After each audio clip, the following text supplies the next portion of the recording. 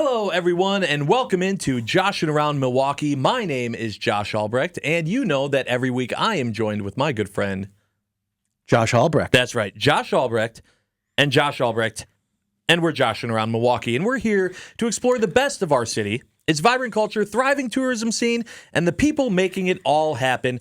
And those people include our guest today, Scott Schwebel from the Milwaukee Art Museum. Scott, thank you so much for being here. Joshes, how are you? Good to see you. Thanks for having me. Doing fantastic. So excited to have you on. And one of the main reasons is because we love to affectionately call our show Jam. Yes. For Joshing Around Milwaukee. Dig it. And everyone loves to affectionately call the Milwaukee Art Museum Ma'am. So I see how you did that. We got some Fantastic. Jam Ma'am going.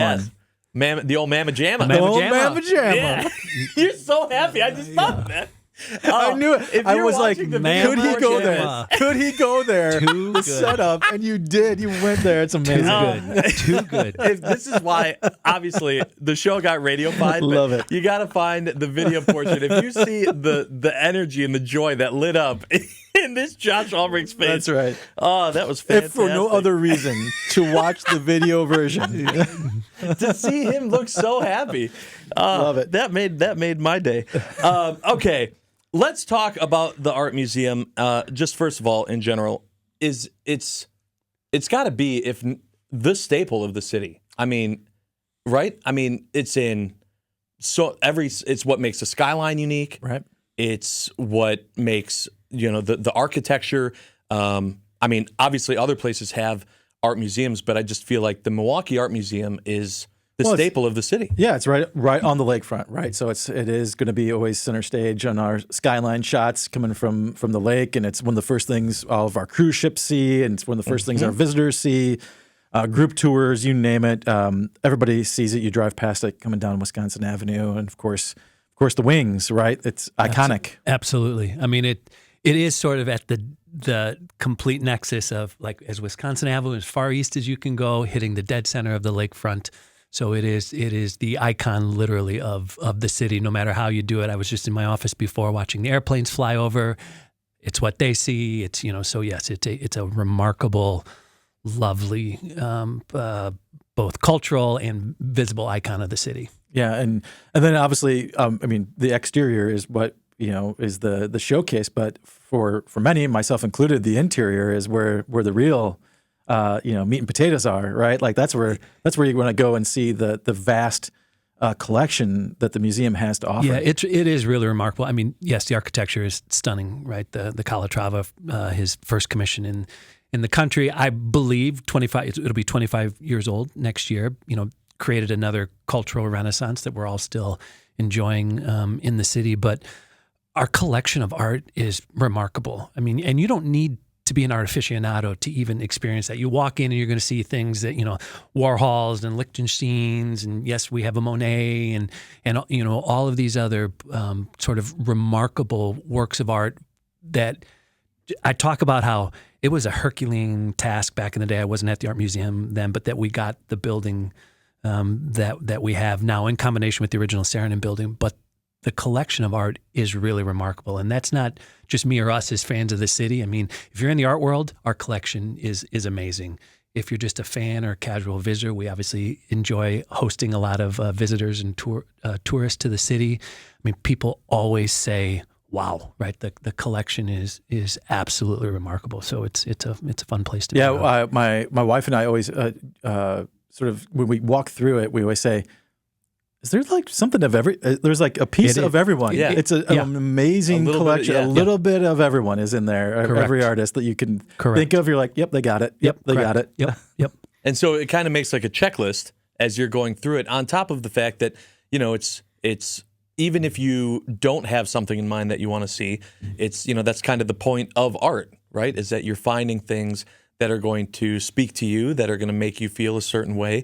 And having so many different pieces and having such a collection makes it to where even people that aren't art aficionados can still come and enjoy a wonderful time at the art museum. 100%. For me, when I talk about art, like, art at its essence is meant to inspire, right? And in some cases it inspires wonder or awe, or like the height of a human achievement. Whether you look at something, how could a human replicate that work of art. And in some cases, you look at something, you go, is that art? Like, I don't know, which is Right. totally fair and acceptable, right? But that's what art is meant to do. And to your point, every corner we have masters, we have modernists, we have, conceptual art. So it's a little something for everybody. And I guarantee you will run the range of emotions when you're in the galleries of the museum.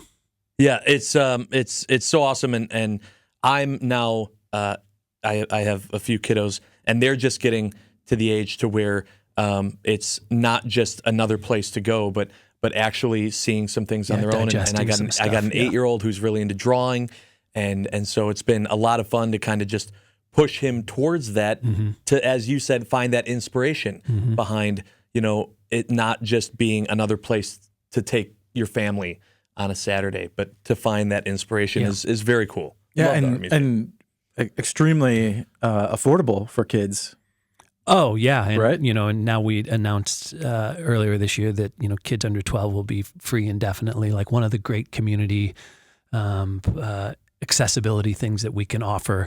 And to your point, we're an amazing place to take your little kiddos. I have them too, right? My kiddos have grown up even before I was with the art museum, of being there and having the ability to sort of kill some time as a parent to then kind of have them move along and go, oh, I remember that, or I understand that, or ask you a new question about it. So yes, for families and especially with young kiddos, it's a really affordable, very accessible experience. It's so amazing that it's, moving forward, that you can take anyone under 12, any kid under 12 for free is such a great way to build lifelong appreciation of art and of art museums and just of museums, right? You're getting kids into the museum world at an early age so they can become lifelong patrons of the arts. And I think it's a great way to set that up, because giving access to kids it's so important, right? You have to see it, you got to be experiencing it, and then you have to learn to appreciate it.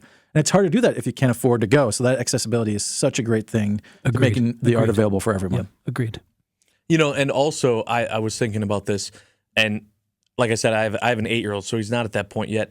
But I feel like now so many people with the technology and phones and photography through your phone, is a lot of people are now focusing more on, their own photography, making their own art. Have you guys seen that kind of translate to, the younger generations wanting to spend time in the art museum? I mean, obviously you can go outside of the art museum and find people taking everything from selfies to wedding photography every day of the week. Like, that's just a given. But the inside and seeing that inspiration, because I would believe that all of this whole new generation of social media people are going to also want to find that inspiration as well.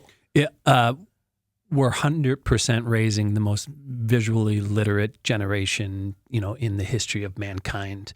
And we, it's interesting, especially in my role, I'm a big believer in technology. Technology has always been a part of who I am and what I've done for organizations that I've been a part of. And for me, I want to embrace that, right? Like there's a very classic, I'll call it object observer relationship that you have in the traditional museum experience, where you stand, you ponder, you reflect, or the inspiration, right, that I talk about. And for me, and your phone feeds have frankly never been more interesting. I mean, mine too, right? Like I'm a creature of the creative economy. My entire career has been based on that, and my phone has never been more fun. My feed has never been more fun to look at. And the way I promote that is, I want us to be the and in that experience, right? We've got kids walking in who have never been. Now, they might not be classically or educationally sort of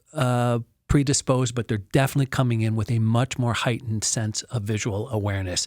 They've been taught, I've taught at the university level. The talent of kids that come in their first year of art school, let's just say, is remarkable compared to 20 years ago. The visual literacy that they possess, it's the good side of what we're experiencing on phones, right? We don't need to, as parents and everything else. There's plenty of downsides.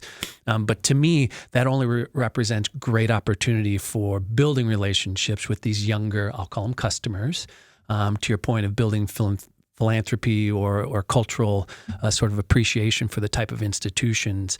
But I'm very mindful of it. And I want our phones to be part of that experience, or us to be an for that. But it's definitely not that it isn't a challenge, but it's an amazing opportunity for what we do culturally and as the epicenter of our mission, right? That they're way more visually literate than ever before.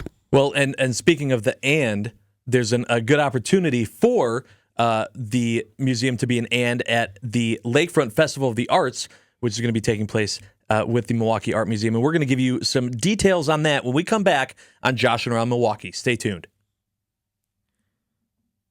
We're having a lot of fun talking the Milwaukee Art Museum with our guest, Scott, today. But I wanted to let you know before we get more into the action that the action never stops at Potawatomi Casino Hotel Milwaukee.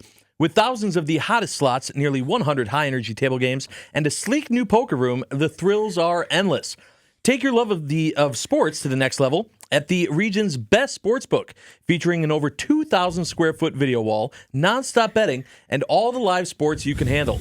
All of this inside of a newly remodeled multi-level casino that's built for the ultimate gaming experience. Potawatomi Casino Hotel Milwaukee, your win is waiting. So, the Milwaukee Art Museum has a bunch of different things that they're putting on, that they're part of tours, tons of things that you can do. But we're going to focus right now on the Lakefront Festival of the Arts, which is June 13th through the 15th. And Scott, what can you tell us about the Festival of the Arts? Well, a couple things. So, one, this is the 60th annual. So, it would take a little asterisk there during COVID, but the 60th annual festival. Put on by the museum's Friends of Art, which is our oldest and longest running support group that help raise money to support the mission. It's a beloved event. It sort of kicks off festival season-ish. It's right at the beginning, so that Father's Day weekend, June 13th through the 15th. It's beloved by the city. We welcome, this year there's a handful of new things. We've expanded the amount of artists, so we're going to have 145, both emerging and established. So to people who have been before, there's a bunch of new artists that you've never seen before. There's a handful, obviously, of some of the iconic that return. We take over the campus, so the festival happens out front on our doorstep, on the drive and the grass. Your ticket includes access to the museum as well, but it's a really fun way to kind of kick off the festival season in the city and just celebrate all things creativity. So we have obviously the art, and we have music and food, and it's on the Lakefront campus. So it's a really wonderful Milwaukee experience. Yeah, and I mean, look, the summers downtown are like the best. It's the best. And so it's definitely, and you're right, it is an event that kind of, when you're getting ready for festival season and you're driving past, and maybe even if you didn't know and you see everything happening out on the grass it just there, starts and you're to make you feel it. What is that? Yep, makes you feel it. Hey! Yeah. Did you're on your phone? What am I missing? What's going on at the art museum? Why am I not at the museum? Yeah, exactly. And 60 years. Yeah, too. pretty remarkable. Incredible. Right? Like one of the longest. Don't quote me on this, but one of the longer, if not among the longest running festivals of this type in the country, I believe. Someone can fact check me, but I was gonna say I'm gonna quote you on it. 60 years. 60 years. That's a pretty good run. Yeah. Long enough incredible. for sure. Yeah. Remarkable. And so, if I was gonna go, how do I? Josh and I often talk. You have to plan your visit for a special event like that. Like, what someone should make on their list to experience when they're at the festival? What are the highlights? Well, first of all, if you've got kids, it's a great experience, right? So come down with the family. We've got a couple of different kids experiences that either you can park your kiddos at and go and enjoy the art or have a beer or the food. We're bringing in new food this year. What I've been talking about is putting more of the festival in the Festival of Art as we've rebuilt it post-COVID. So new stage, more entertainment, different types of entertainment, so music and dancing. It's an amazing place just to have a beverage and either sit on the terrace or sit in our sort of Rotskeller type our beer garden experience on the grass and look at the skyline and look at the museum. So we've got new chalk mural artists this year that'll be really fun, sort of Instagrammable moment. But it's a great thing to just come and walk and see. And there's artists that come in from all over the country. So a lot of the artists that do these fairs, this is what they do, right? Their summer, it's their touring season. So they come see us. They're in Chicago. They go hit all the other big art fairs. So you get to see artists from all over the country as well as artists from here too.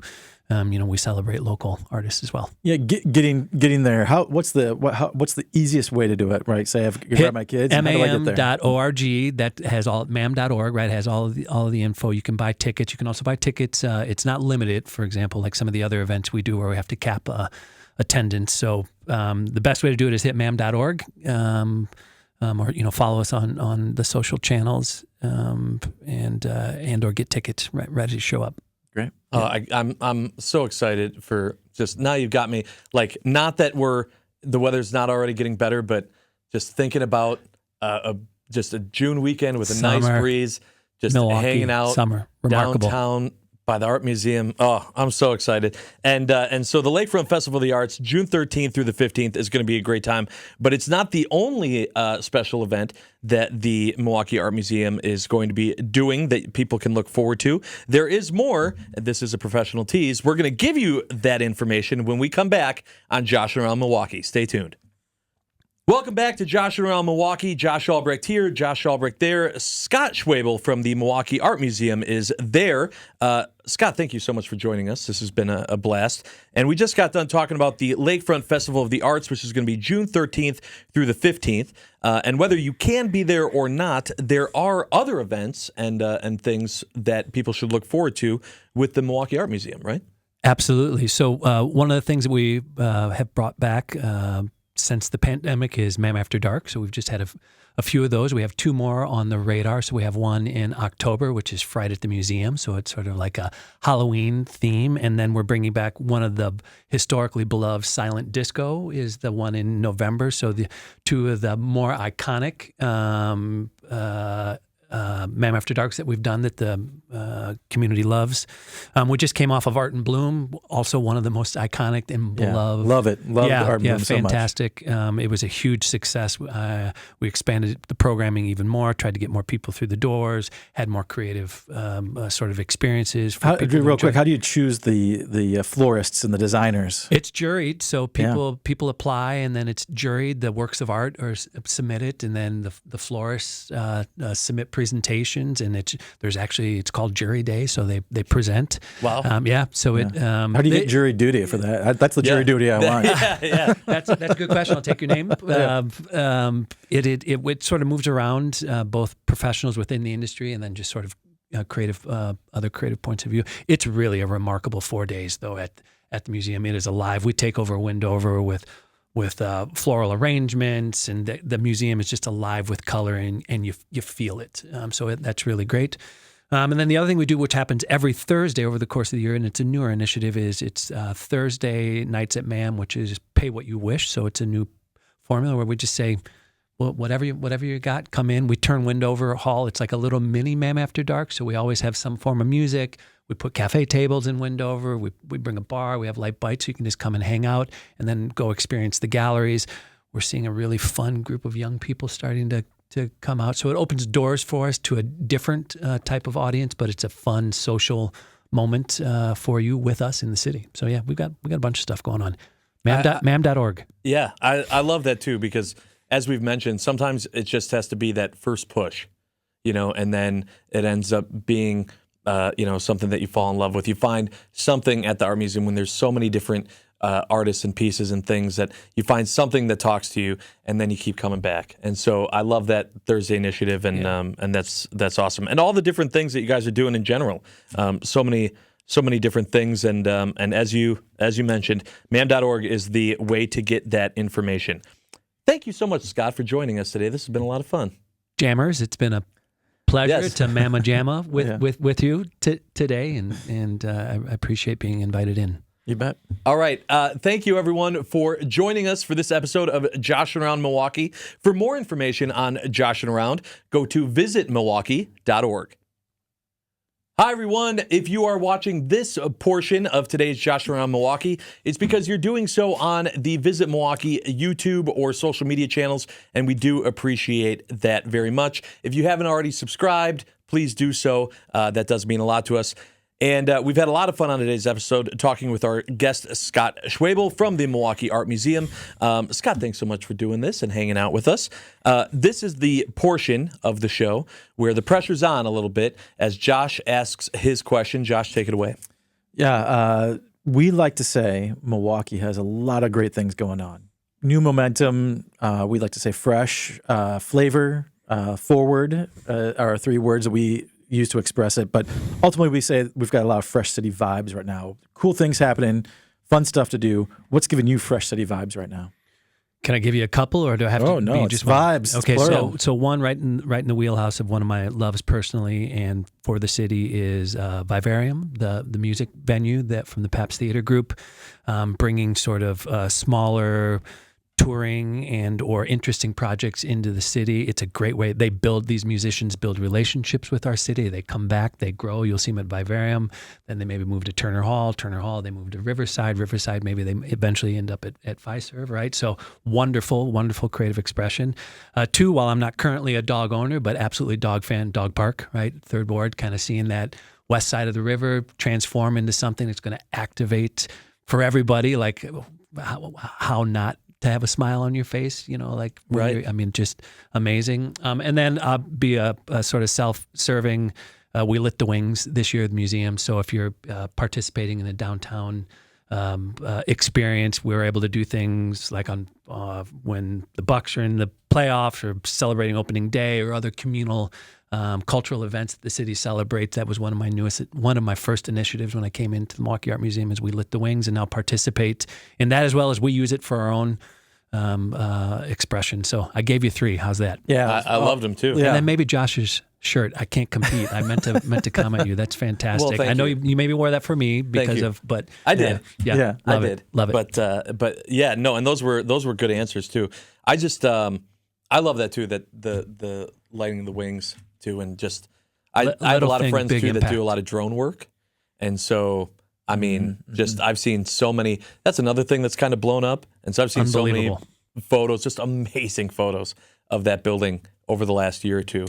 And now it's just added a whole new way to see it. It's fun, right? It was designed to be fun and creative. It's just another canvas for us to express ourselves on. Yeah. Love it. Yep. Yeah. So do not want to forget that the Lakefront Festival of the Arts, June 13th, through the 15th, that weekend. Mark it on your calendars. Make sure to go out and have some fun and really kickstart your summer in Milwaukee because it's going to be a great time and a great festival season. Scott, thank you so much for joining us on today's episode. Gentlemen, thank you.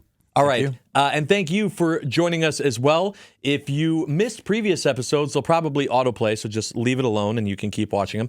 Otherwise, we got 3 seasons of this stuff, so go pick your favorite and watch us have some fun. You can find out more information, as always, on Joshing Around Milwaukee on visitmilwaukee.org.